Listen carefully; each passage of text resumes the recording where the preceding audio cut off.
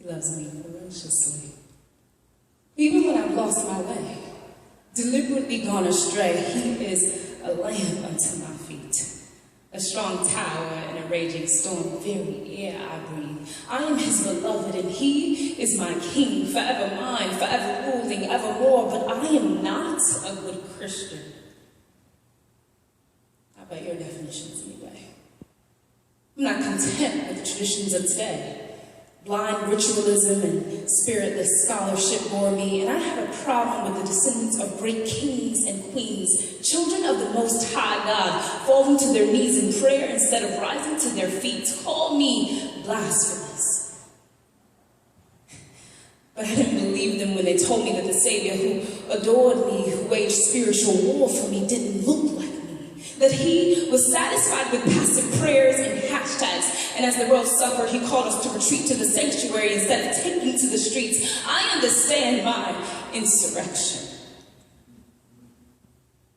As I said, I'm not a good Christian.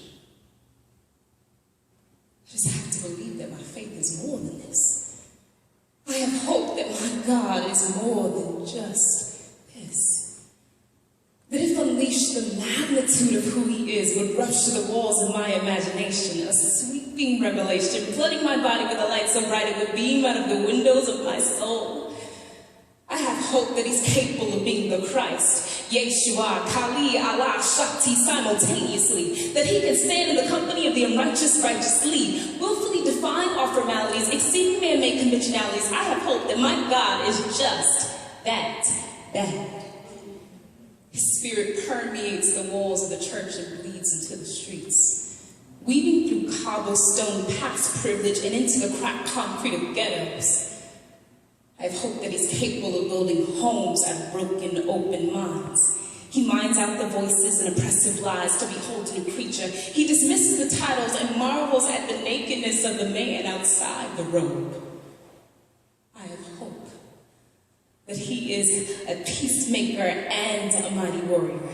He doesn't retreat to a sanctuary or a book in the midst of adversity, but he boldly meets injustice in the courts. He meets death in the hospital room, corruption in the steakhouse, when balls stop bouncing and gunshots start sounding, and the tune of ice cream trucks eulogizes small children under sweet scents. I have to believe that he's a God of wrath.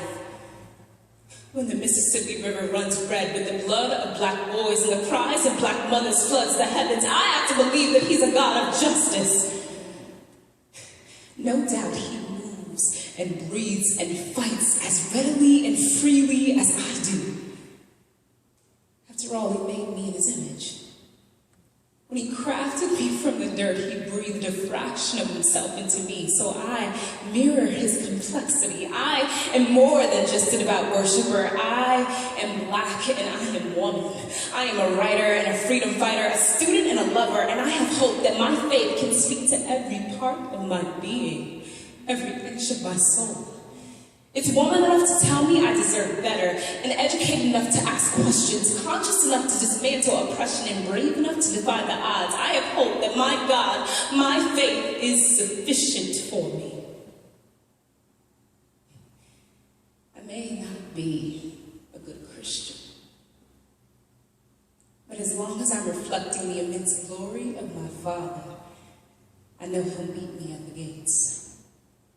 And before ushering me into his throne room, he'll say, "Well done, my good and faithful servant."